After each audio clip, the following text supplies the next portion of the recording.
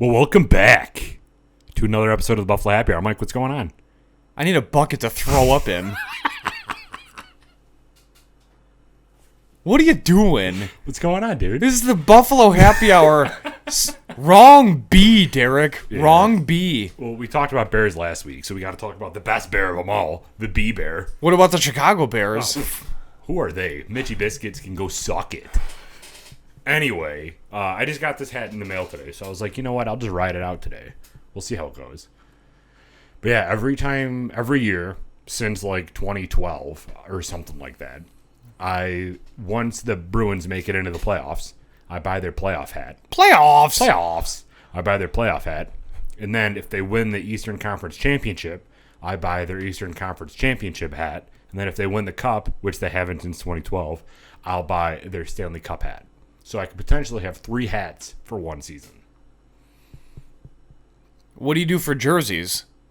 Jerseys are mad expensive. So Tom works at Delaware North, and they own the Bruins, basically. The Jacobs, who own Delaware North, own the Bruins.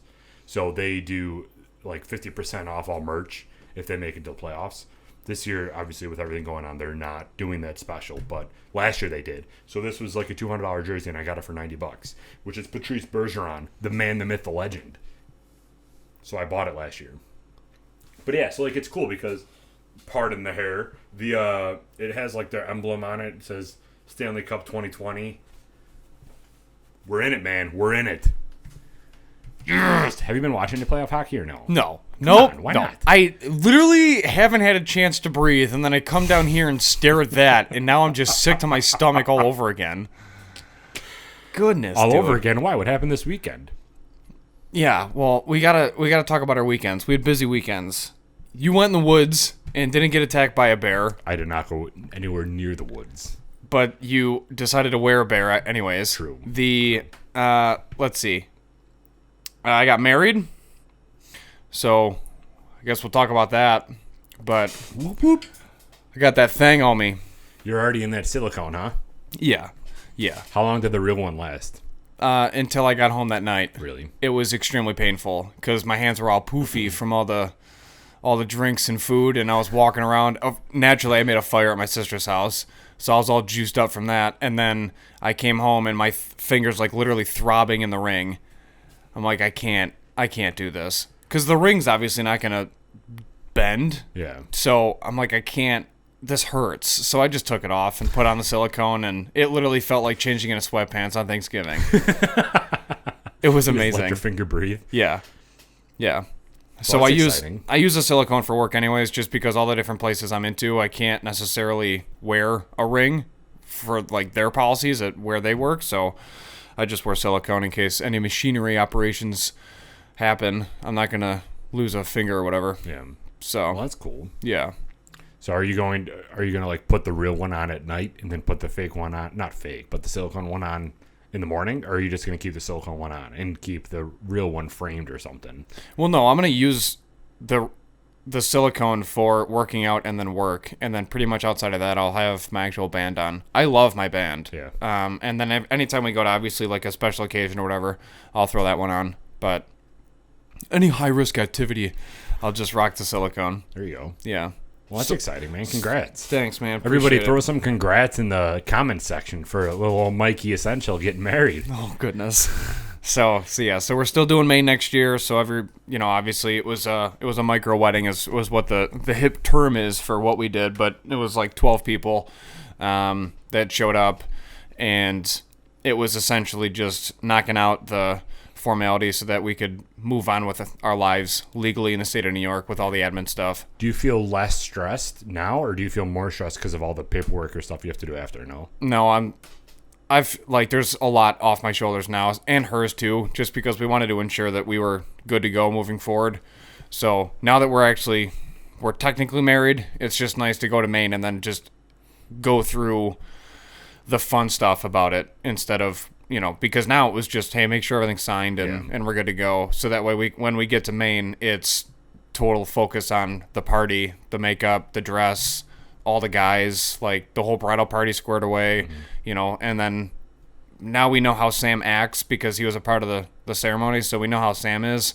So our plan tweaked already, so it honestly made it better for Maine. And then getting those 12 people together, and then all the parents together on both sides for the first time, that was cool because that's just only going to help Maine out and make it like the ice has already been broken, so now they're all friends and they can just hang out. So that's one thing that we're all super excited about. Yeah. So, yeah, man, June 2021. So is it going to be like a full ceremony again, or it's basically a vow renewal, but it's going to be short. Yeah. Our ceremony this time was literally like 15 minutes. Really? Yeah,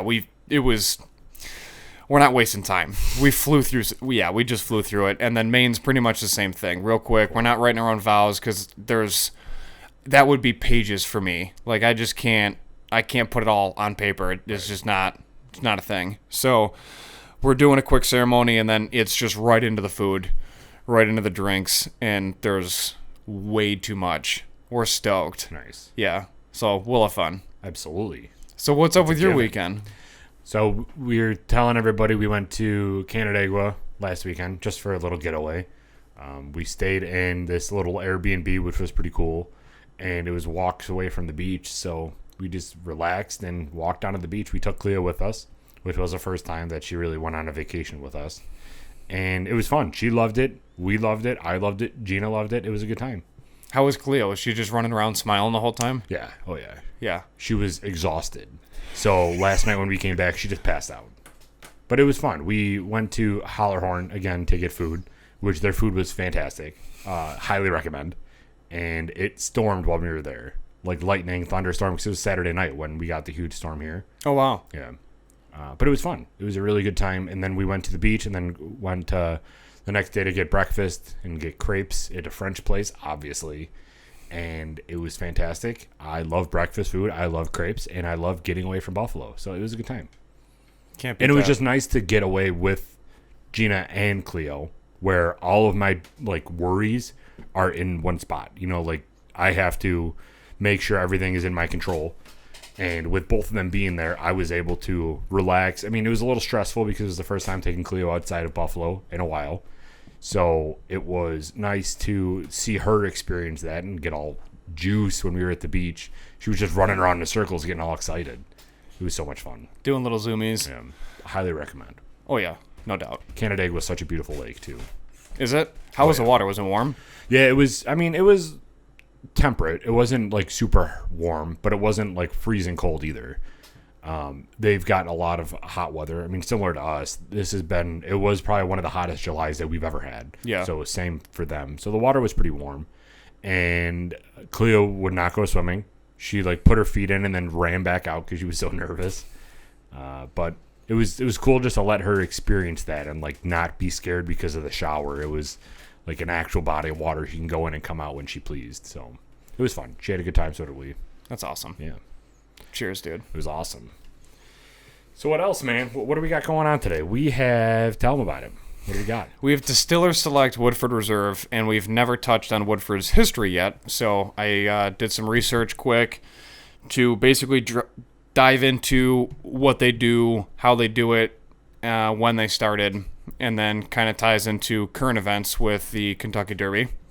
So, yeah, let's just dive into it. Their mash bill is 72% corn, 18% rye, and 10% malted barley. So higher corn, so you definitely get the sweetness in that. But the fun thing about Woodford is that everybody gets a sense of history when they grab the bottle and drink it. Like, Woodford's Woodford. But the interesting part about Woodford Reserve is how new it is in relation to other distilleries in Kentucky. Sure. But their history still dates back to a really early time period in the state. So they're quoted for saying the art of making fine bourbon first took place on the site of the Woodford Reserve Distillery, a National Historic Landmark in 1812, and you get that sense of history. So in that, the Woodford Reserve Distillery was formerly known as the Old Oscar Pepper Distillery and later Labroot and Graham Distillery. It's approximately 8 miles from the town of Versailles in north central Kentucky off Route 60 between Interstate 64 and Versailles. So I don't know if it's Versailles or if it's Versailles. Yeah, so there's two different ways to pronounce it, and it's a heated debate. Oh, is it? Yeah. Cheers. Cheers. So distilling began on the site of the current day distillery in 1812. Although the site has not been continuously operational as a distillery since, the main structure, which was built in 1838, stands as one of the oldest distilleries in Kentucky. The oil's like making my mouth super moist. Yeah. Oh, yeah. Cringe. Oh, yeah. Okay. So it's listed on the National Registry of Historic Places and is designated as a National Historic Landmark for its well-preserved distillery architecture and its role in the development of the bourbon industry. Originally established by Elijah Pepper, the distillery was passed on to his son and known as the Oscar Pepper Distillery when Dr. James Crow worked there in the mid-19th century. Now, during that time, key bourbon-making processes such as the sour mash fermentation, pot still distillation, and barrel maturation. After Oscar Pepper died in 1867, the distillery was passed on to his son, James E. Pepper. And the Pepper family sold the property to Leopold Labroot and James Graham in 1878, who owned and operated it except during Prohibition, until it was sold to the Brown-Forman Corporation in 1941. So Brown-Forman operated it until the late 1960s. Then sold the property and its accompanying acreage to a local farmer. Brown-Forman repurchased the property in 1993, which is insane, because to me that's still recent. Right. And he refurbished it, brought it back into operation, and then the Woodford Reserve brand was introduced to the market in 1996. Do you know why they call themselves Woodford? Go ahead. Or no? I'm just wondering because I was just gonna look that up. No, I didn't dig that deep due to a time hack, but dude, that's sick. Yeah. So obviously there's more to Woodford Reserve other than their incredible products, right? But I have 3 quick notes on things that they do.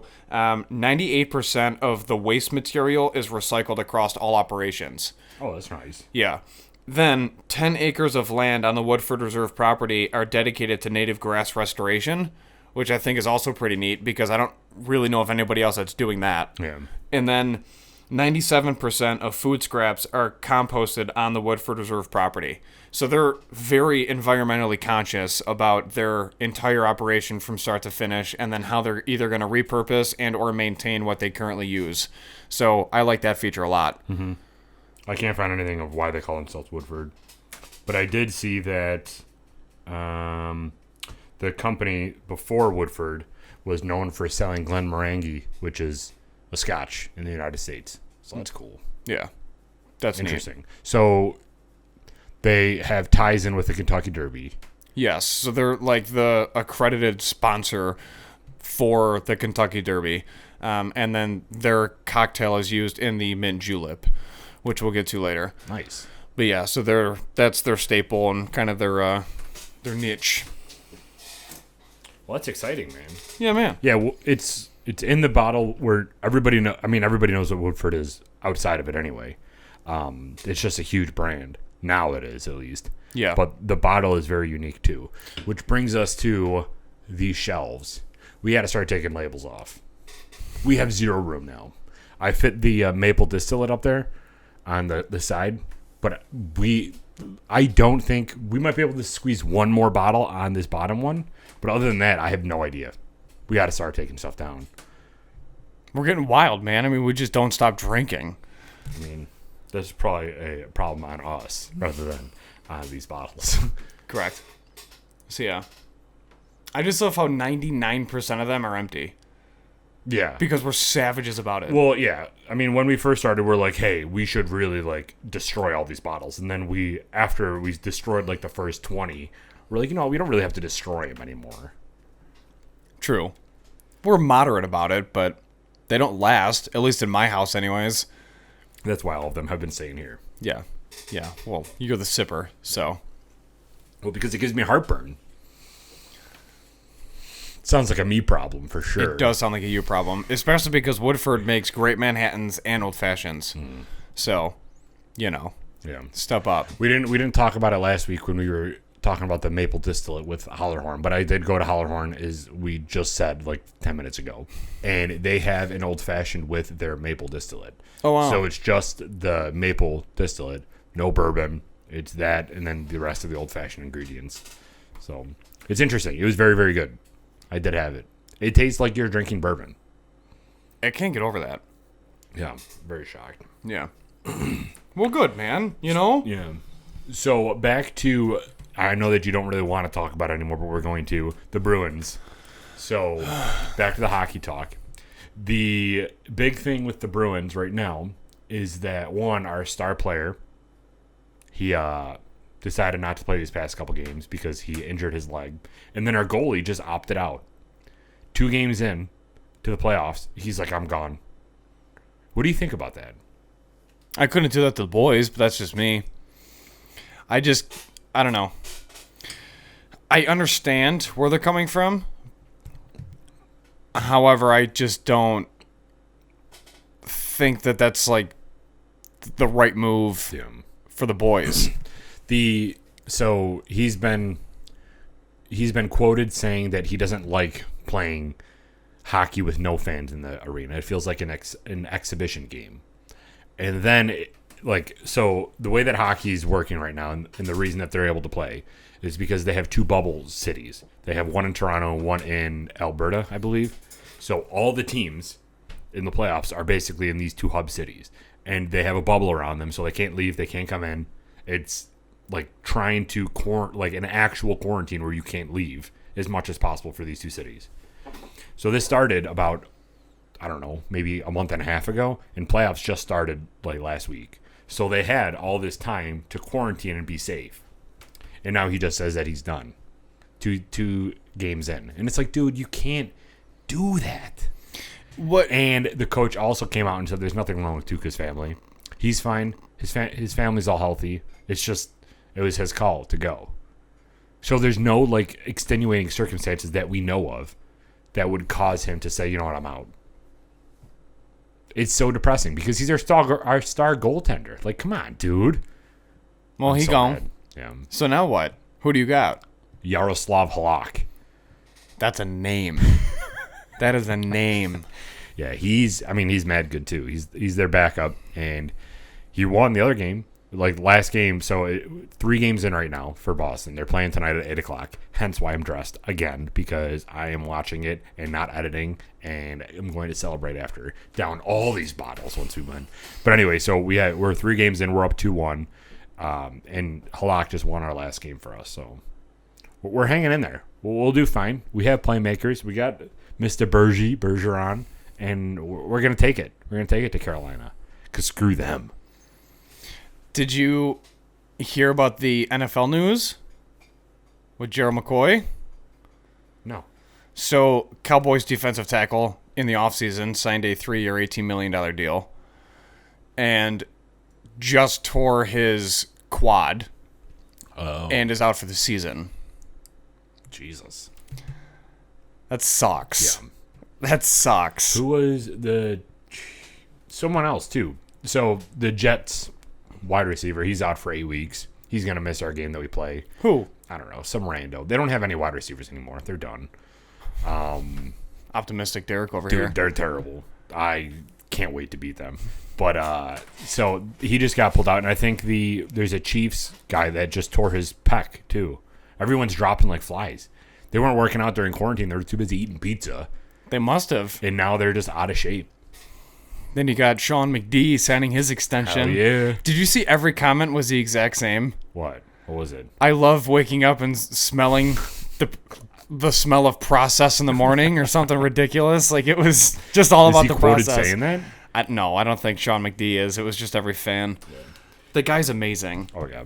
And did you watch the reviews or the videos today of training camp? Because the first day they're in pads. No, I haven't had a minute to look at anything. So John Brown beat Tre'Davious White on like an awesome route, and Allen just threw it right over the top, perfect, right in the bucket, touchdown. And then him and Josh Allen and Diggs were doing some end zone work, And it was just beautiful back shoulder plays. Dude, I'm so amped for the season.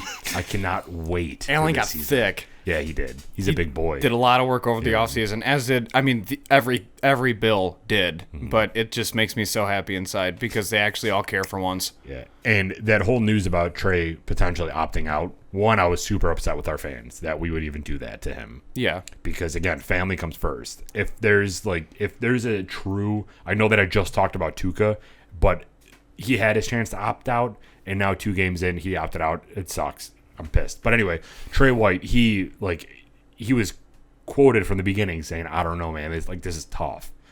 And everybody on Bills just ripped him, like the fans. And it was so depressing to see that. Yeah. That's not who we are. No. But with him staying in, I think that we really have a good chance this year to go far. We have the best secondary in the league. We have to. We Even do. though they don't give credit to us. Correct. We have to have the best secondary in the league. I'm a firm believer We in have the to have fact the best that we do. defense in the league. Like, who would be a better defense? I actually just had this conversation and I struggled. There was probably, we are top 5, no doubt. But I'm curious to see how it progresses over the season because I don't know how if it was a normal season and there wasn't a potential of things just randomly stopping or whatever circumstance comes up, we're definitely in the top tier of secondaries in the league, if not the best secondary in the league, and then our overall defense is top 5. And I struggled to come up with any other team with a better defense. I don't know what is going on with this Ravens hype. I don't understand this team. I don't like Lamar Jackson. Everybody knows this who knows me. I can't stand him. But for some reason, they're ranked as like the number 1 team. Well, he's the MVP. That's why. I don't care. He's garbage. They were... And for some reason, their defense is rated like number 1. I don't think they have a stellar defense. I mean, Tennessee, tighten up, just literally walked in and owned them. Yeah. So it's, I don't know. Like, I get it from a media standpoint of hype and drive money and Lamar this, Lamar that, give him the ball, he'd break every rushing record ever, which he probably could. Like, he's a stellar athlete, but there's still 10 other guys on the field that have to do their job for that to happen. So it's, I don't know. This is why we just stick to bourbon and try to figure it out. But it's fun speculating on how the season's going to go because I still think Cleveland's going to be trash yet again because for some reason Ohio cannot catch a break when it comes to football teams. They're star cornerback. That's who it was. It wasn't the Kansas City Chiefs. It was the Browns corner? No, the Cincy quarterback or cornerback. He just tore his pec, and he was like their big offseason acquisition too. So poor Cincy can't catch a break. Joe Burrow's going to be out there slinging it back and forth because their defense is still atrocious. But like Cleveland's still going to be terrible. Tampa Bay is just going to hit rock bottom. Everyone thinks Brady's going to take him to a championship. Not going to happen. This veggie diet can only take you so long, man. You need some pizza in your body. So they're just going to tank, and then Ravens are going to tank too. Ravens are not going to be better than 10-6 this year. Watch. How many times have you seen a NHL player have season-ending injuries like in the NFL? I feel like it happens way more often in the NFL than it does in the NHL. Yeah, it does. There's most of the time with NHL, they get knocked out for a bunch of games because, and from an NHL standpoint, it's always very daunting because you hear like they're going to be out for 42 games, and it's like, okay, yeah, that sucks, but that's half the season, but it's also only like 5 weeks, 6 weeks, so it's not that big of a deal because of how many games happen in a week. But like, you don't really get a ton of. But again, you're not like the whole sport isn't around collisions, whereas it is in NFL. Yeah, like you are hitting people, you're checking people. Like the in this series, actually, the Bruins series, one of the Hurricane star players, Svechnikov, he was in front of the net, and Chara, friggin' 6'9" goon, he was pushing him around because he was pushing Chara around, and the dude fell wrong. His skate got stuck in the ice and twisted his leg, and he easily could have either torn his ACL or popped his knee out. And he's going to be out the rest of the season, but it's the playoffs. If this happened earlier in the season, he would have been out for a couple months and back on. I just don't think NHL players care. When it comes to pain tolerance, I feel like NHL players are the toughest, like thick-skinned people in the entire world. They can get their whole friggin' teeth knocked out, every single one of them, and they come out the next game. They're like, "Yeah, so it's a tough game," and they just like don't know how to talk because 9 of their 36 teeth are out of their mouth, 32 teeth, I think. But they're just have such a high pain tolerance. I just don't think they care as much, or they have some incredible trainers. No, they're savages. There's no doubt about that. That's literally why we all love hockey, because it's just everything is for the boys. Yeah, you drop your gloves and you fight somebody, and then the next play you're out like, "Hey, man, what's going on?" Yeah, I mean, there's the amount of trash talk that happens during an NHL game makes my soul warm. But yeah, I mean, I put them in the same category as like rugby players, and it's just they're freaks. They just don't. They just want to win. Do you think Christian Wade will make the? I hope so. I'm curious to see how that whole roster number is going to impact unsigned free agents, and then somebody who's in Wade's position and how he's actually categorized in the new league format. Mm-hmm. But I think he should be. But we also have Zach Moss, who's a truck. Yeah. So, but wouldn't you go in with 4 running backs like Devin Singletary, Zach Moss, maybe T.J. Yeldon, and Christian Wade? Ideally, but didn't something happen with Yeldon? Did he get cut? No, not that he got cut, but I don't know if it was an injury or an opt-out or... T.J. Yeldon. I feel like something happened with Yeldon. Or there was speculation Timothy Antonio. That's his real name. Just saying. Oh, nice. I love that the Jays are a part of Antonio. My favorite. So I'm curious to see or if that was just speculation on if the Bills would cut him for cap space or whatever it was. I'm not seeing anything about opting out. Okay, good. But yeah, I think that'd be a stud. I mean, who is our other running back? I think that would be a stud for running back. Because you have... Christian Wade is a truck also. Oh, yeah. So you absolutely. throw him in with Yeldon and have those 4. I think that'd be sick. Yeah. But we have to limit it to 80 dudes. Yeah. So I also want Duke Williams to make the team too. Because everybody does. Sensation. The sensation. We can get rid of a quarterback. Get Webb out of here. Who's Webb? I don't care. Get him out of here. Call Bean up. Give him your 2 cents. He'll probably listen to you. And then he's like, all right, well, thank you, Derek. We appreciate your time. Take care. Then he hangs up and he goes, block that number. Just enjoy the process. That's how that'll finish. But yeah, we're about, 4 weeks away from season opener? Yeah. Maybe even less. September 8th? No, I think it's straight 30 days. 30 days? Yeah. Pumped, dude. I cannot wait for season to start. We're getting there. We're just gonna have to keep going. Have more whiskey, and then we'll get there eventually. Blackout for 3 weeks, and we'll be there. That's fine. We'll sleep through it. We'll hibernate real quick. Get our juices flowing. And get eaten by a bear. Hopefully not. Hopefully. So should we drop into the cocktail section beat? Sure, man. Let's do it. All right, drop that beat for the cocktail section. Cocktails. Haven't done a beat in a while. We've been doing a lot of non-whiskey stuff, so haven't done a beat in quite some time. We were actually just talking to a recent guest on the show about how hard it is to be creative when it comes to beats. Yeah. Very difficult. It's not easy as you think. Oh, no. No, it's not. Not at all. I guess it's more difficult it's not as difficult as erasing the board, but dude, we'll get there. I'm pretty sure we're on season 4.4 right now. We just haven't erased this. We should just keep that up as long as possible. Free marketing for everyone in those slots. Love it.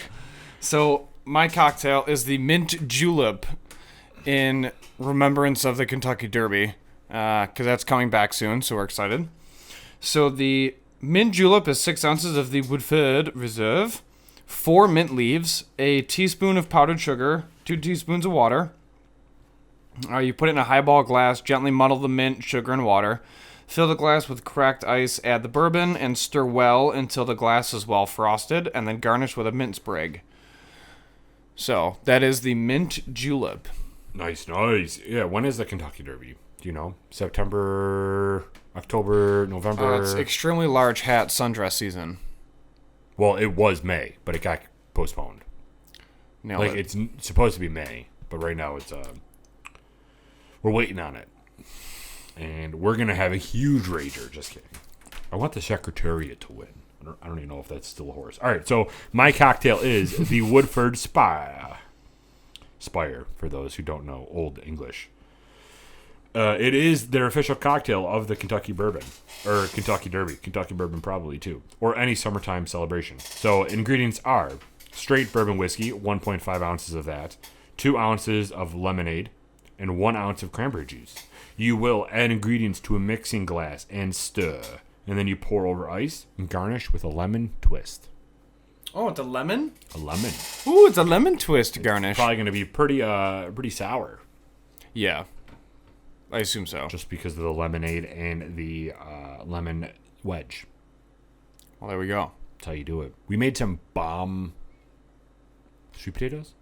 Can't even remember. You shouldn't pause like that in between know. because the NSA is listening. Yeah. So We had some bomb. yeah, we made some bomb hors d'oeuvres the other day. Like you can't. They're always listening. What in the world did we make? They're probably Was it here sweet right now. potatoes? Probably. They're probably sitting for next to us. sure.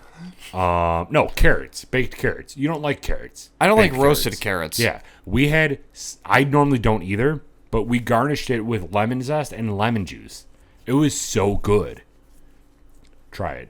I'm not. I'll make it for you. I like. You'll make it for me. I like bombs. I like for the you. yeah. I like the flavor combos that you can use with roasted carrots, but it's the actual carrot and the texture inside that bothers me when it's roasted. So you like raw carrots? Yeah, I only eat raw carrots. It's disgusting. No, Does no, it's Sam not. like raw carrots? Yeah, those are his treats. Anyway, so we decided this already without your approval, but it's happening.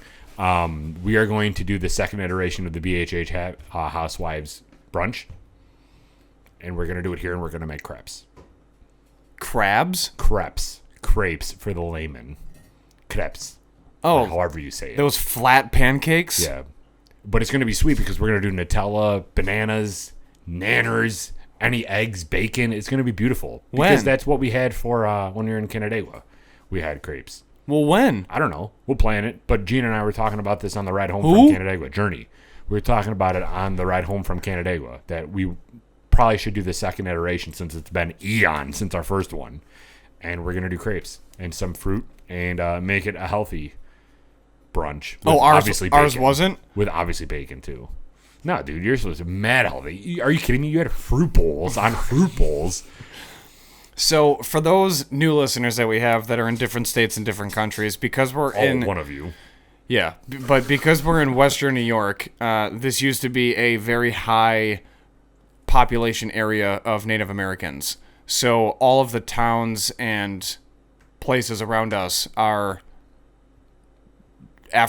they're named after all the different Iroquois. tribes. Seneca, Cheektowaga, So Tonawanda. speaking of that, little history lesson for you: Seneca Street. Yep. That cuts through West Seneca and Elma. Mm-hmm. You know that was one of the original trails that the Indians used to get from, like, East Aurora into what is now, like, the developed more rural parts or urban parts of Buffalo. I did not know that. Yeah. So it was the Seneca Trail. So we renamed it Seneca Street. I did not know that at all. That's what you learn at the Buffalo Happy Hour podcast. Boom. We're going to do a next episode on Lewis and Clark Part 2 and how they traveled the Seneca Trail. Well, it's the same thing with, like, transit. All those roads they were trails, and we made them roads. But when you forcibly occupy an area, Jesus. you essentially... we're getting political with this episode. No.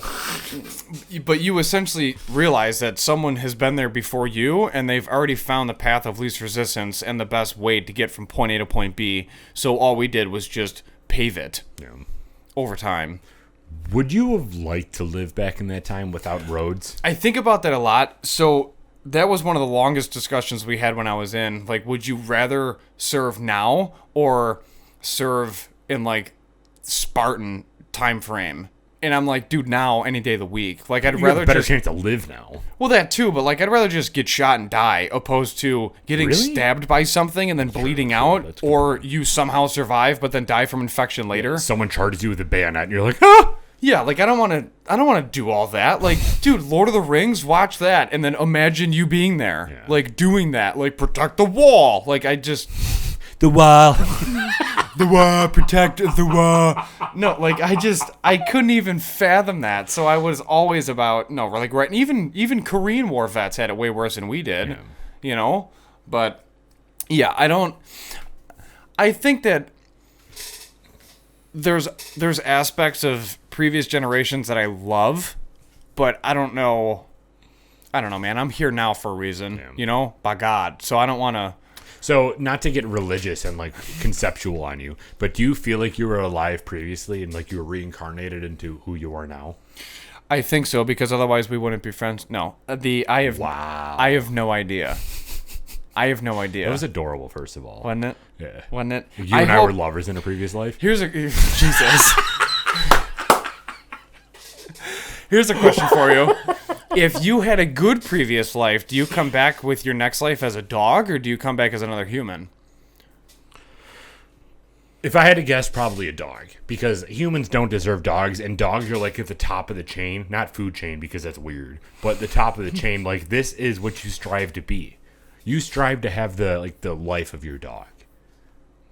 I think. I mean, I try to live the Cleo life. Yeah, I would love to live Sam's life. So I think that that's the ultimate goal, is you become a dog. So speaking of being a dog, got a good story for you from this morning. Nice. First official morning as a married couple, we wake up to and I'm like, what is going on? So then me and Colleen obviously get into our parent mode and then just rise from the bed and look over, and Sam's doing his little back thing and throws up all over the carpet. Really? Oh, the yeah. Carpet? Oh, yeah. So I'm like, well, that's fun. So she just looked at me and then rolled over and fell back asleep. I'm like, I guess I got it. So I just handled it. But it was ridiculous. Right after you sent me the text saying that he threw up, Cleo threw up. Come on. I think they're on the same schedule. It's ridiculous. But yeah, she threw up, probably because of the excitement of the weekend and like being all nervous and everything. But why is it that we wake up so...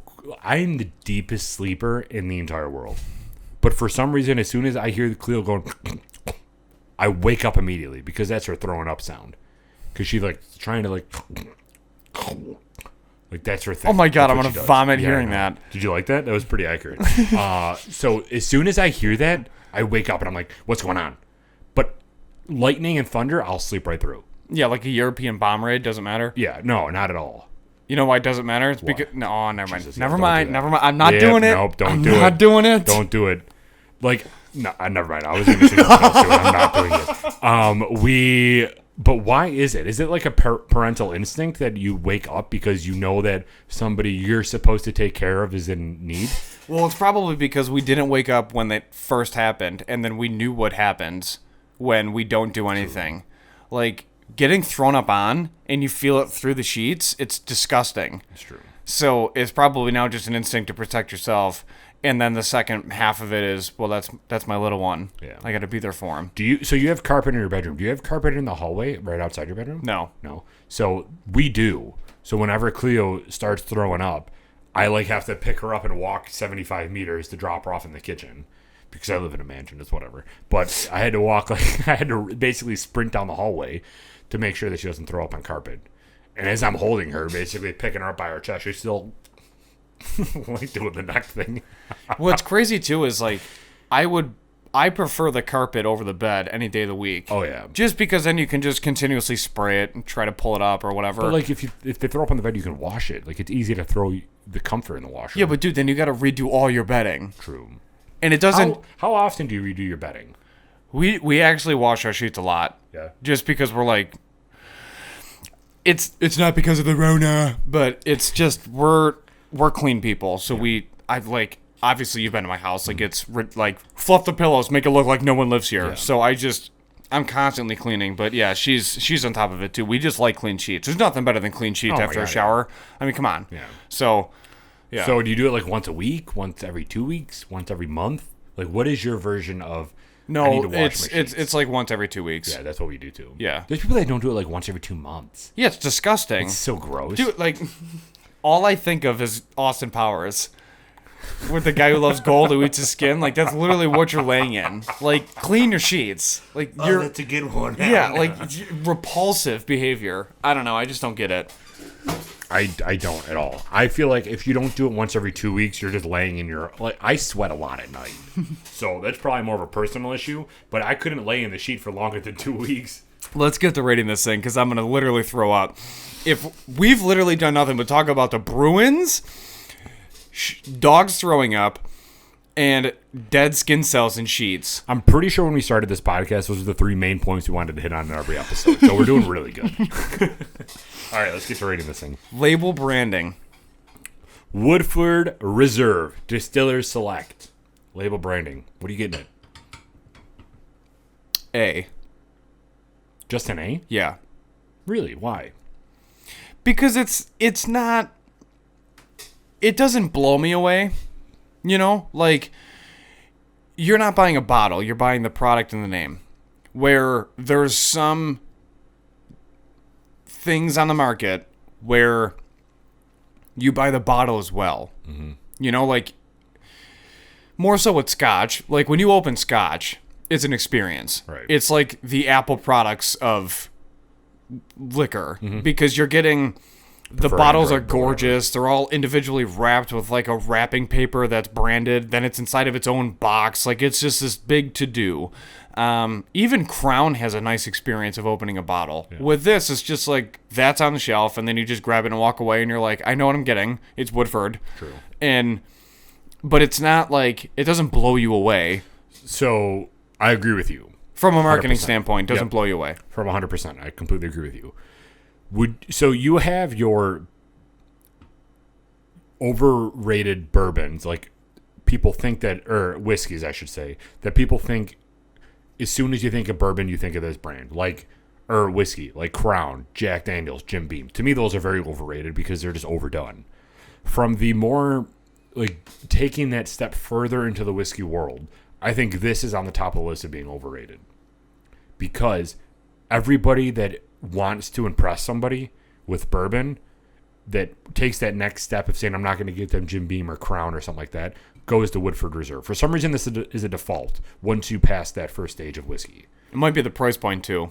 Could be, yeah. But also, a lot of people know the Woodford brand, and I don't think that it's as impressive as like a Devil's River or impressive as an Elijah Craig or something along those lines. For some reason, I feel like people like gravitate more to a Woodford, and I don't think that it is the best bang for your buck.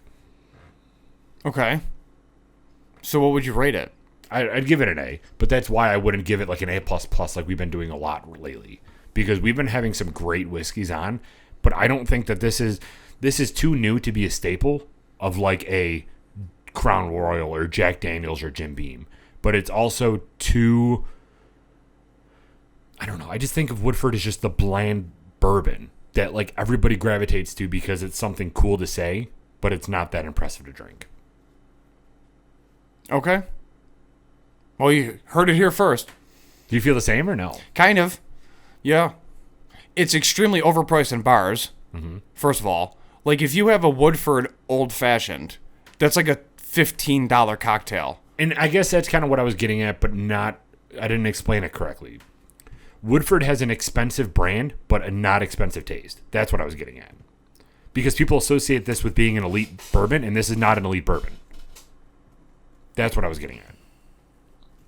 I could have phrased that 1,000% better to make my point even more consistent across, but I went on a rabbit hole, but ultimately that's what I'm getting at. For some reason, people think this is an elite bourbon and they think it's impressive to bring this over for company, but this is the most overrated bourbon in my opinion. You know what this goes really, really well with?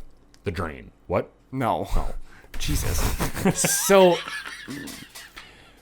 this isn't gonna resonate with a lot of our listeners, but for those that do, this specific Woodford goes extremely well with a cigar or a pipe.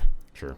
Because the smoke cuts some of the hug, and it literally just makes it so much smoother. And then if you have this on the rocks, you're gone. Yeah. I mean, you're going to crush most of the bottle in a sitting. And that's actually a good point, because I do not hate Woodford. I don't.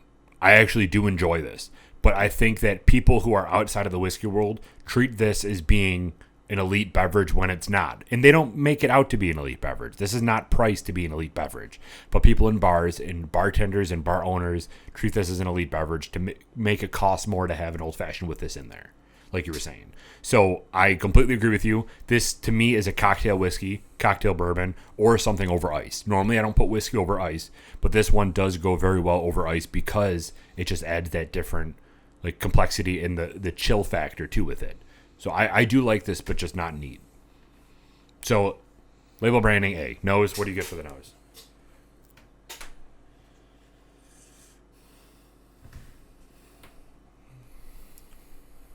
Caramel and honey. It's overpowering. Little vanilla. Little vanilla, yep.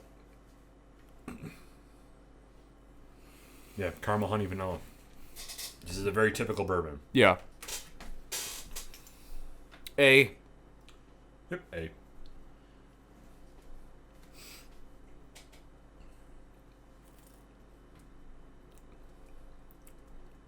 Initial taste.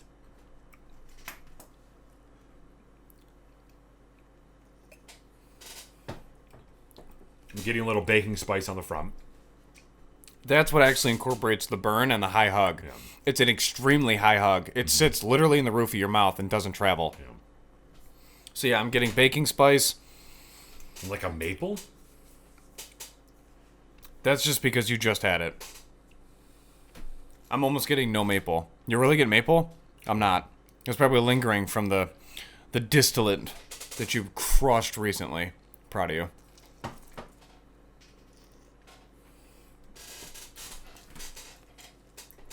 No, you're right. Not maple. Caramel. Yeah. Caramel in the initial sip. My B.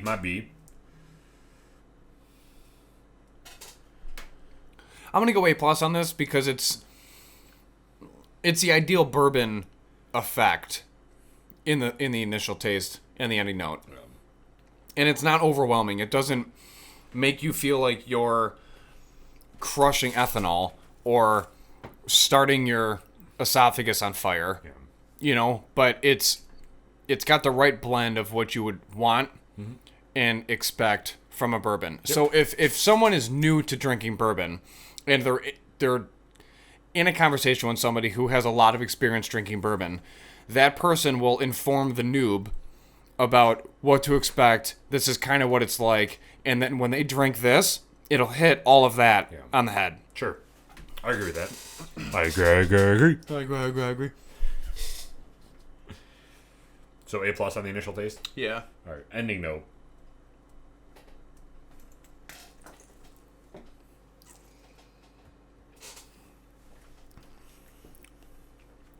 I'm getting a little oak and burn.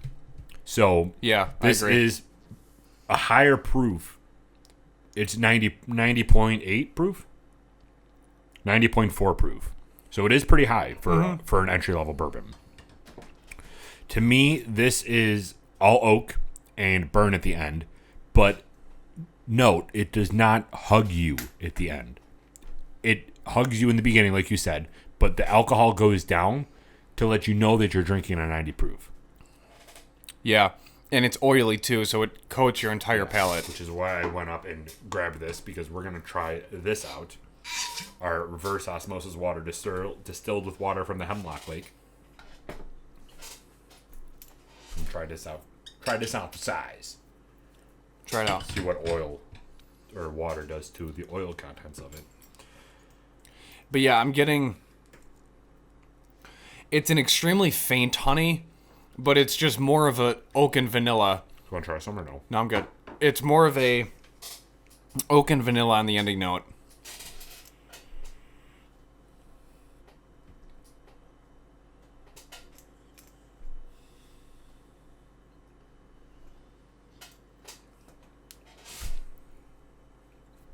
And there's no leather in this at all.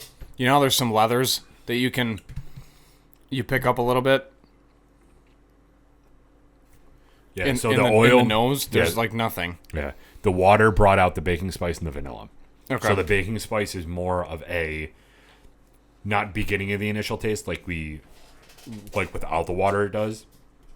The baking spice is on the tail end of the initial taste and rolls into the ending note as it goes down your throat, which then it turns into the oak and vanilla ending with the alcohol taste. Yeah. Still, though, this, and again, with my beginning comments, I'm not saying Woodford's a bad bourbon whatsoever. This is a very, very, very good bourbon. But for some reason, this is put in an elite category, which I do not feel it belongs in, based off of what Woodford's trying to do with this specific bourbon. Woodford has some very good products. But the basic bourbon and the distiller select, I'm not putting it on the same level as like a local bourbon for our standpoint. It's a very good entry bourbon. It's something that if you wanted to get away from Jack, if you wanted to get away from Crown or Jim Beam, this is something you should gravitate towards because it blends that in with a more exclusive brand behind it, I guess.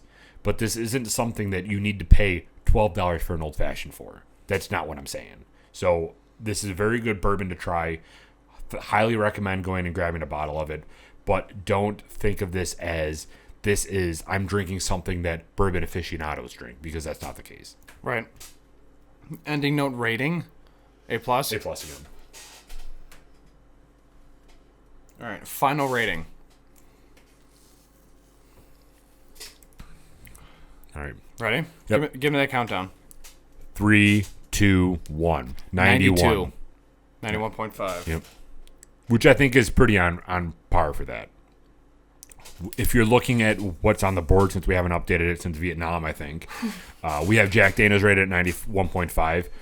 If I was going to get very technical, I would say a 91.75 would probably be better for this one. But I didn't rate it high enough, so we're going to rate it a 91.5. I think this is better than Jack Daniel's, but again, I think it's in that tier. Yeah. I agree. This is it's good. I do like it. I do like Woodford. Me too. It's something that you should have at the bar and use for that day that you want something on ice.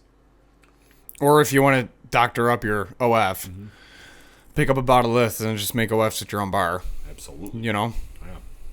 Well, sounds good, man. So something to note here, in the month of August, we have 40.2% of the people that are listening to this podcast are not subscribed. So what are you doing? 40.2? Yeah. They're tier 3 fans. Right? That's what they are.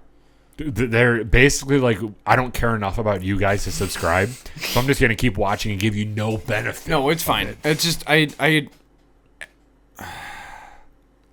don't want to go off the rails, but if you're tier 3 and you know tier 1 exists, why don't just push up? You know what I mean? Do better. Yeah, so subscribe. Yeah, just subscribe, leave a comment, leave a review, drop likes. But I will say it's down from July, which is good.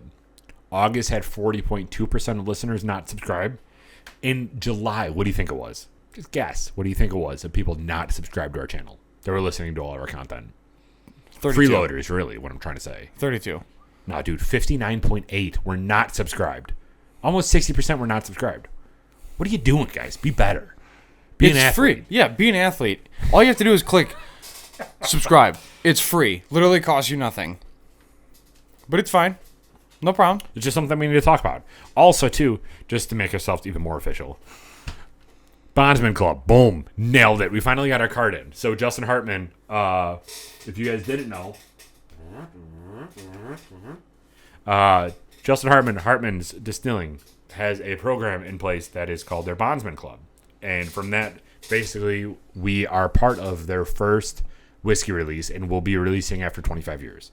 So we got into it. Super excited, and our card just came in, which this is not like a chintzy card. Like, this is dope.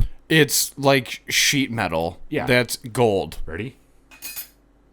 Yeah. That's metal. Oh, yeah? Like, that's awesome.